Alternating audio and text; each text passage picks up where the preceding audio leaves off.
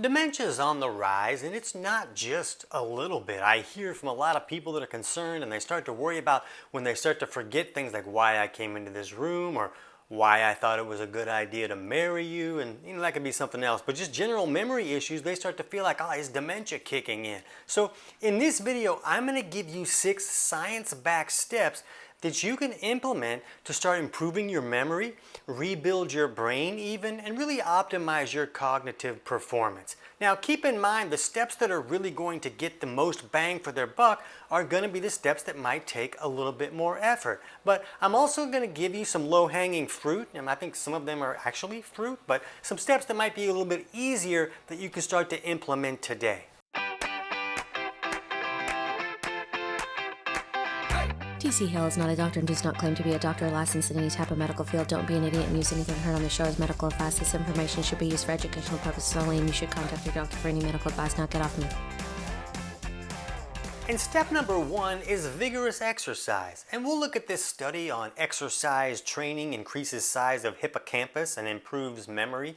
And with all these studies, I'll put the links in the description below so you can dig deeper into these if you want to. But the hippocampus is a part of the brain that's really responsible for short-term memory creation as well as long-term memories. And it seems to shrink as we age, or we're stressed, or there's disease. And when it shrinks, it impairs spatial navigation and memory retention. And this study showed that if someone was doing moderate intensity exercise, or maybe they were getting their heart rate up, they were sweating some, that over a year, this hippocampus could actually grow by up to 2%, where most older individuals might lose up to 2% per year. So they were really reversing damage that seems to show up as we age. And the study suggested it was because they were increasing brain-derived neurotrophic factor, and that's responsible for growing new neurons and helping neuroplasticity, or the ability for your brain to kind of adapt to change in the environment. So it seemed to be a situation where a person only could just do like 10 minutes at a time, as long as they were being consistent throughout that year. So this seems to be a big step that could really benefit a lot of people. Now step number 2 could be similar, where people are participating in what's called open skills. We'll look at this study on leisure activities and the risk of dementia in elderly, and they were looking at individuals doing activities like just general like bicycling or maybe on a treadmill, and then other individuals who were doing activities that needed thinking to happen, like dancing or ping pong or tennis, or activities where you had to actually use your brain. And they found that activities like dancing reduced the risk of dementia by a staggering 76%. And they talked about the benefits of activities with like split-second timing, where you have to decide, am I going to go this way or this way, compared to activities that were just repetitive, like running on a treadmill. So the activities where someone had to think, like dancing, seemed to be more effective than similar cardiovascular output, like maybe just riding a bike. And these seem to be more effective than things like crossword puzzles. A lot of people just feel like, when you're doing a crossword puzzle, you're just getting better at doing crossword puzzles. With these activities where you're moving and thinking seem to have a lot more benefits. Now there's also been studies that show things like, learning a new instrument, or even just learning a new song on an instrument you already know has the ability to have benefits as well. But when we put these activities into motion, it really seems to magnify the benefits. Even just walking outside, like on a trail with uneven pavement, where you have to kind of figure out how I'm balancing and such, seems to be more beneficial. Now, step number 3 could be a really easy one, and that could be to take a multivitamin. Let's look at this study here on the effects of cocoa extract and a multivitamin on cognitive function. And they found that the cocoa did not have that many benefits, but that the multivitamin really did. Now, I'm not a huge fan of using multivitamins because most people use a multivitamin, go into a drugstore and buy some cheap multivitamin that's not going to be very beneficial. A lot of these cheap supplements might have harmful binders in them that are doing more harm than good. But if you're to get a high quality multivitamin that gives the body nutrients that it might not be getting, that could be really beneficial. So this study showed that a daily multivitamin, multimineral slowed cognitive decline by 60%. So that's a really big deal for such a simple task. I tend to like to see people improve digestive malfunctions, so they're breaking down their food better and getting more nutrients out of their food. We'll talk about that in a second.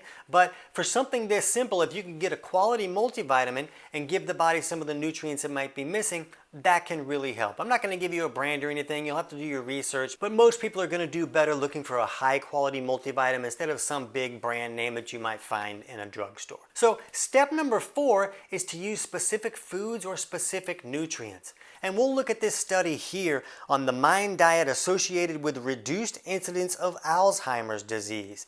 And this MIND diet is sort of like a hybrid between the DASH and the Mediterranean diet. It focuses a lot on green leafy vegetables and fruits. And this study showed that focusing on these food groups could reduce the risk of Alzheimer's by 53%. So that's pretty significant. Don't view it like what you eat doesn't matter. The things that you're putting in your body really count. But remember, we'll have the link to this study below so you can look at the different types of fruits and vegetables and animal proteins and such they were using, or you can just Google MIND diet. But some of the phytonutrients in fruits and vegetables, especially blueberries have been highlighted on quite a few studies. And when you're looking at all these micronutrients and antioxidants like anthocyanins and luteins and zeaxanthins, these nutrients seem to have the ability to improve memory and verbal fluency and cognitive function in older adults. So when we can bring in more of these fruits and vegetables and help the body get what it needs for the brain to work correctly, it can really be beneficial. And step number 5 is to optimize sleep. So we'll look at this study here on beta amyloid accumulation in the human brain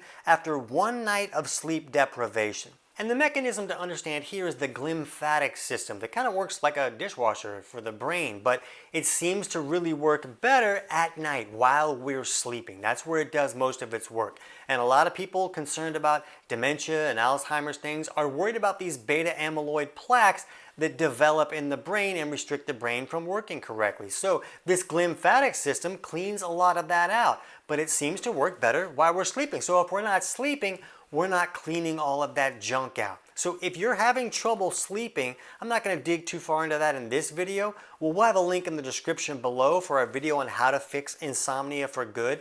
If somebody's not sleeping well, there's usually imbalances or malfunctions going on in the body that are making that very difficult to happen. I was a major insomniac years ago, and come to think of it, I was kind of stupid when I wasn't sleeping very well. I was dating Stacy Peterson. I really didn't think that one through, but we really want to be able to sleep to allow the body to rebuild and repair and allow the brain to function correctly. So if you're having trouble, check out that video and it'll walk you through some steps to improve that situation.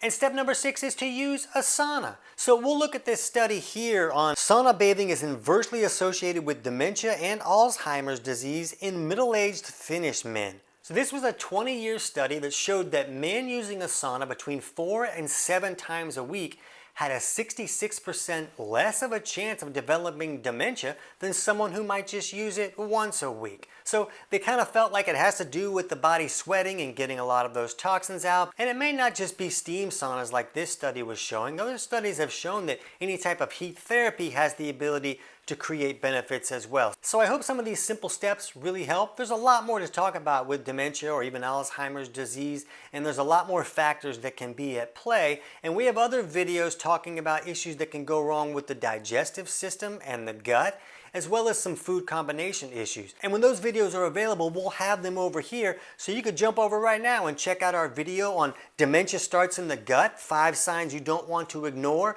or our video on food combinations that can destroy your brain. I can't wait to hear about your results.